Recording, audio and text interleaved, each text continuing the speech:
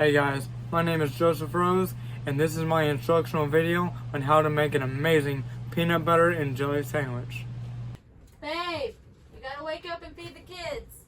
Hey kids, this is how you prevent mommy from waking daddy up so he can rest. We're gonna make a peanut butter and jelly sandwich.